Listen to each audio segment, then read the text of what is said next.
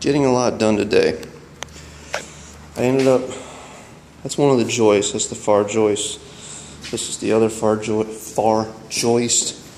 This is the rim joist.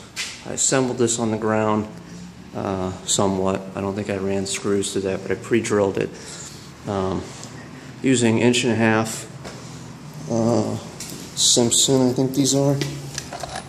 Yeah, Simpson strong tie. 2.5. They're both number 10. One's a 1.5. This one's a 2.5. 2.5 I'm using for this. 1.5 I'm using for the hangers. And there's a 1.5 right there. I'm sure I'm going to need more of this stuff. I ended up screwing up the measurements. Other videos will no doubt prove that. But somewhat I caught it in time. So good thing, also good thing is no longer am I going to be doing 2 feet. I'm doing 16 inches on center almost. These lines here are center, and I'm doing it to the left and the right because the joist is going to be here, and then I'm going to do the other one right up here next to it. And I'm going to work all the way down the line pretty much until the last one, or nah, I don't know. I may work to the center like I originally planned. Sounds like a better idea. That way I'll notice just how far off I am and I can adjust it. How I was doing this was on the floor, obviously, and I'm facing this way. I'm to the right of it. I'm on the inside. I'm less than 16 inches on center on this side. And then on the next one I'll be more than 16 inches on center.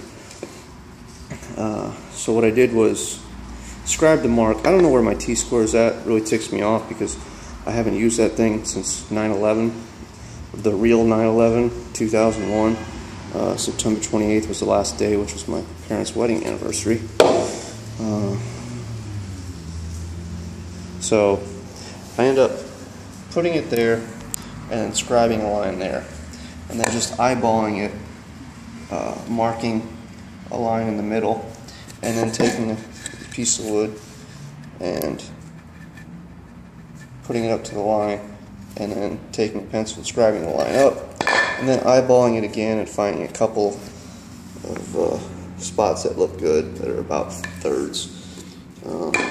Then I have my pneumatic drill hooked up to the air compressor, and I pre-drill just the joist without the engineering bracket. I don't know what your jargon term is for this because this is not my forte area of expertise.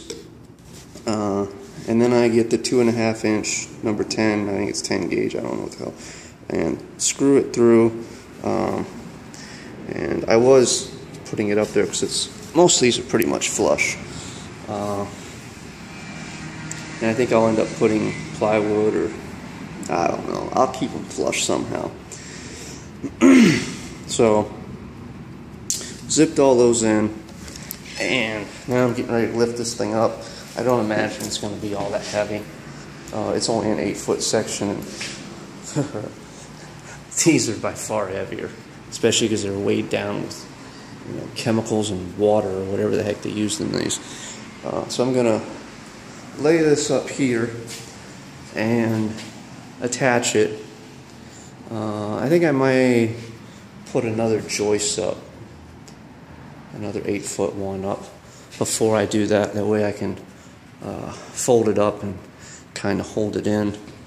I don't know. I'm going to figure it out, but that's the next step.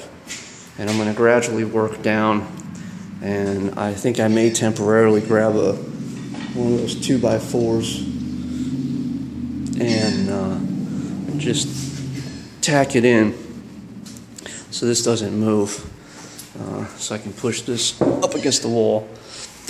Excuse me. And that's pretty much it. Been doing a lot of measuring and cutting.